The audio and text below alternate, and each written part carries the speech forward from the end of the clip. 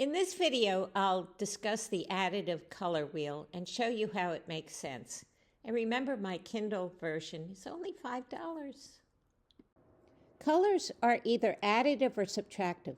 Additive colors refer to light rays added together, and they produce a lighter value because we're adding light. And it's relevant to stage lighting, computer screens, and sunsets. The three primary colors in the additive system are red, green, and blue, or RGB. The cones in our retina are also red, green, and blue because our eyes see light, not pigments or surfaces. The sky colors follow the additive system, and we often see blue and yellow in the sky, but we don't see green, but rather a whitish, desaturated blue. In the diagram, you can see that mixing yellow and blue would make a whitish cyan or a whitish magenta. Combining all colors of light results in white light, seen in the center of this diagram, like the color of the sun at noon. Since all colors are made up of the three primary colors, RGB, we could instead just mix the three primary colors to get white. Pigments and dyes use subtractive colors from reflected light. When light hits a blue surface, that surface absorbs all light except blue, and then it reflects those blue rays to our eyes so the surface looks blue.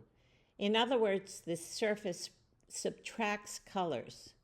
There are two common subtractive systems, the print system and the traditional system. The primary colors in the print system are like our print inks. They are cyan, yellow, and magenta. They're primary because they cannot be made by mixing two other colors together. For the traditional system, the primary colors are red, yellow, and blue. But as I'll show you in a minute, blue and red are actually secondary colors. When all the subtractive colors are combined, the result is theoretically black, which absorbs all light.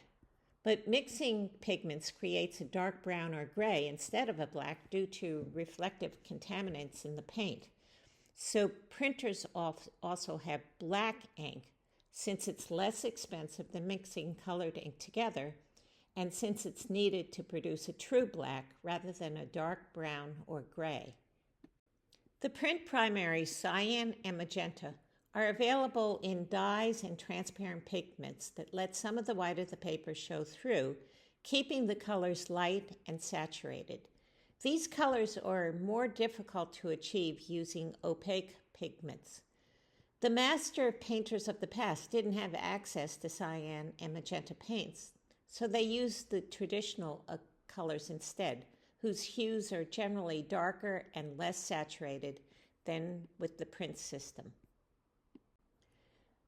There are two reasons why the print system is more realistic than the traditional one, and I'll discuss the first reason here. In the traditional color wheel, red and blue are considered primary colors, but they actually are secondary colors because we can get them by mixing magenta and yellow to get red, or magenta and cyan to get blue. And I did this with markers, so these are the true colors you get. So red and blue are in fact secondary colors, not primary colors. And the true primary colors are magenta and cyan in the print system. The print system is also more realistic than the traditional system because it's directly related to the additive colors, the colors of light. So the primary colors in the additive system are red, green, and blue, while the secondary colors in the print system are red, green, and blue. Now the secondary colors in the additive system are cyan, yellow, and magenta. And the primary colors in the print system are cyan, yellow, and magenta. So you can see that the primary and secondary colors of the additive and print systems are reciprocal, so they're directly related to one another.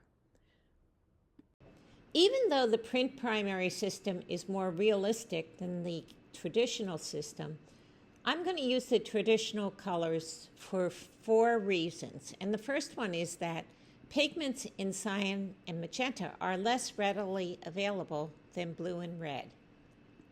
The second reason why I'm using the traditional colors rather than the print primaries is that the secondary traditional colors make sense to us. In other words, blue and yellow make green, yellow and red make orange, and red and blue make violet. But most people wouldn't know what cyan mixed with magenta would make. Another reason to use the traditional color system is that the tertiary colors make sense, and they're all the ones with 2 letters. So red-orange, for example, is a mix of red, a primary color, with orange, a secondary color. The tertiary colors in the print system are unfamiliar to us and have been given various names like cool, red, or carmine. And then the final reason to use the traditional systems is that most art books use it. So the print system is more accurate than the traditional one for 2 reasons. First, it's directly related to the additive colors. That is, the primary colors in the additive system are the same as the secondary colors in the print primary system. And the secondary colors in the additive system, cyan, yellow, and magenta, are the same as the print primaries. And the other reason the print system is more accurate is that it has true primary colors. Magenta and cyan are primary colors that cannot be made by mixing 2 other colors together, whereas red and blue are secondary colors. I'm still going to use the traditional color wheel because cyan and magenta paints are harder to find than red and blue.